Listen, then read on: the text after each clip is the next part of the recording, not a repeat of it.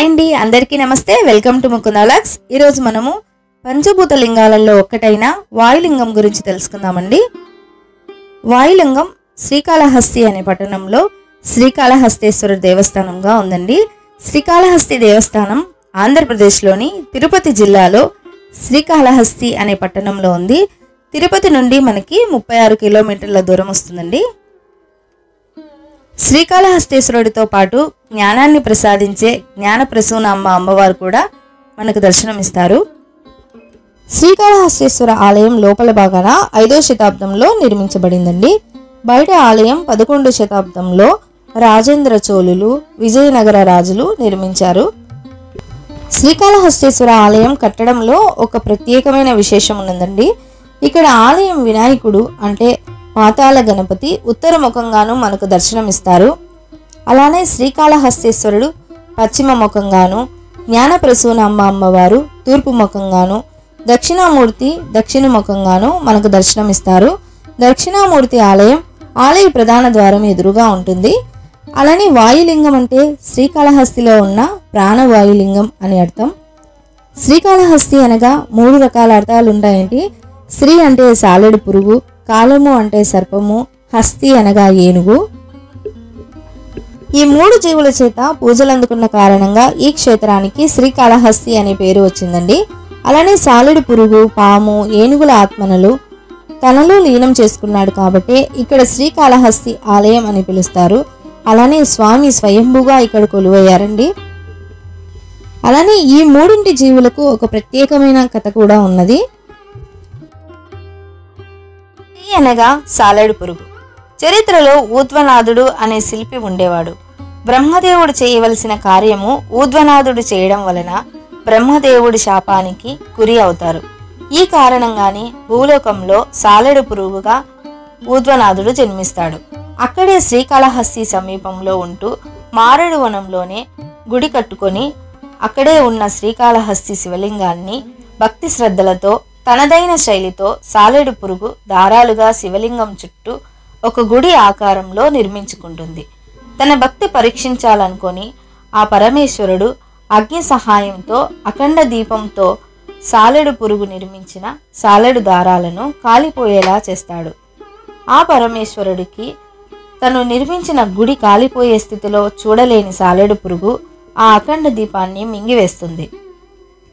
తను తానే ఆ పరమేశ్వరుడికి తన ప్రాణాన్ని అర్పించింది.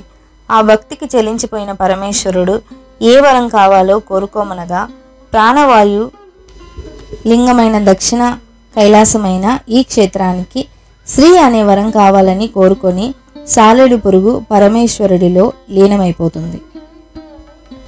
అందుకే ఈ ఆలయానికి మొదటగా శ్రీ అనే పేరు వచ్చింది. ఇక కాళ అంటే సర్పము అని అర్థం. అలానే హస్తి అనగా ఏనుగు అని అర్థం.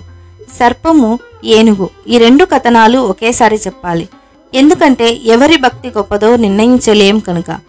సర్పము ప్రతిరోజు ప్రాతకాలమున రత్నాలు తెచ్చి పూజలు చేస్తే పాపాలు తొలగిపోతాయి అనే నమ్మకంతో ప్రతిరోజు క్రమం తప్పకుండా రత్నాలు తెచ్చి ఆ పరమేశ్వరుడికి సమర్పించి భక్తి శ్రద్ధలతో పూజలు చేసేది.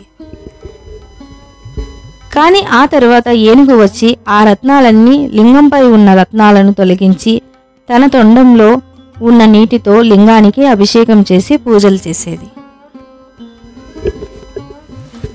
మళ్ళీ ఉదయం వచ్చి సర్పం చూసేసరికి రత్నాలు ప్రాణలింగం పైన ఉండేవి కావు. ఇలా ప్రతిరోజు జరగడం వలన సర్పము దృష్టి సారించింది. అలానే ఏనుగు కూడా వచ్చేసరికి తన పూజ లేకుండా రత్నాలు ఉండేటివి. ఇలా జరిగిన కారణంగా ఒకరోజు సర్పము పూజ చేసిన రత్నాలను తొలగించడానికి ప్రయత్నించిన ఏనుగు తొండంలో సర్పము దూరి ఏనుగుకి ఊపిరాడకుండా చేస్తుంది. ఏనుగు తన తొండాన్ని ఒక రాయికి కొట్టుకోవడంతో ఏనుగు, సర్పం 2 ఒకేసారి చనిపోతాయి. వీరి భక్తికి పరవశమైన పరమేశ్వరుడు ముక్తిని ప్రసాదించడమే కాకుండా కాళ అంటే సర్పము, హస్తి అనగా ఏనుగు పేరు వచ్చేలా చేశారు ఈ ఆలయానికి. అందుకే ఈ కారణంగానే ఈ దక్షిణ కైలాసానికి శ్రీకాళహస్తి అనే పేరు వచ్చింది. ఇక పరమ భక్తుడైన భక్త కన్నప్ప గురించి తెలుసుకుందామండి. భక్త కన్నప్ప గొప్ప శివభక్తుడు. కన్నప్ప కాకముందే కన్నప్ప పేరు తిన్నడు. ద్వాపర యుగంలో అర్జునుడే కలియుగంలో తిన్నడుగా కారణజన్ముడిగా అవతరించాడు. పార్వతీ పరమేశ్వర కటాక్షంతోనే ఈ కన్నప్ప బోయవాళ్లకు పసిపాపగా దక్కుతాడు. అప్పటి నుండే బోయవాసులు తిన్నడుని చాలా చక్కగా పెంచుకుంటారు. ఎంతో శక్తిశాలుడు కూడా అవుతాడు. కానీ అతడు కొన్ని కారణాల వలన దేవుడిని నమ్మడు. అకస్మాత్తుగా ఒకసారి ప్రాణలింగమైన శ్రీకాళహస్తీశ్వరుణ్ణి దర్శించుకుంటాడు. అప్పటి నుండి ఆ లింగ పూజను అస్సలు మానడు. పరమేశ్వరుడికి ప్రసాదంగా మాంసాన్ని కూడా ప్రసాదించేవాడు. తన నోటి నీరుతో శివలింగానికి అభిషేకం చేసేవాడు. అలానే మారేడు ఆకులను రకరకాల పూలలో సమర్పించేవాడు. ఇలా ప్రతినిత్యం చేసేవాడు. ఆయన భక్తికి పరమేశ్వరుడే కాదు, శ్రీకాళహస్తిలో ఉన్న పరిసర ప్రాంతాల వాళ్ళు కూడా ఆశ్చర్యపోయేవారు. ఒకసారి శివలింగంలో నుంచి ఒక కంటి నుండి కన్నీరు కారుతుంది. ఎన్ని విధాలా చేసినా ఆ కన్నీరు రావడం ఆగదు. అప్పుడు తిన్నడు తన కంటిని తీసి లింగానికి కారే కన్నీరుకు కన్నుకు పెడతాడు. ఆ కంటి నుండి కన్నీరు ఆగడం మానేస్తుంది. ఆ తర్వాత ఇంకో కంటి నుండి కూడా కన్నీరు కారుతుంది. అప్పుడు ఆ కంటి మీద తిన్నడు తన కాలు పెట్టి కన్ను తీయబోతాడు. తిన్నడు భక్తికి పరవశించిపోయిన పరమేశ్వరుడు ప్రసన్నమయ్యి తనలో నిలయం చేసుకుంటాడు. అలానే ఆ పరమేశ్వరుడి కన్ను సమర్పించారు కాబట్టే ఆ ఈశ్వరుడే భక్త కన్నప్పకు పేరు పెడతారు. అప్పటి నుండి భక్త కన్నప్పకు కొండపైన మహాశివరాత్రి రోజు ఇక్కడ జరిగే బ్రహ్మోత్సవాలు తొలి పూజలను కొండపైనే ఉన్న కన్నప్ప ఆలయంలో చేయడం విశేషం. ఈ ఆలయంలో విశేషంగా రాహుకేతుల క్షేత్రంగా పిలుస్తారు.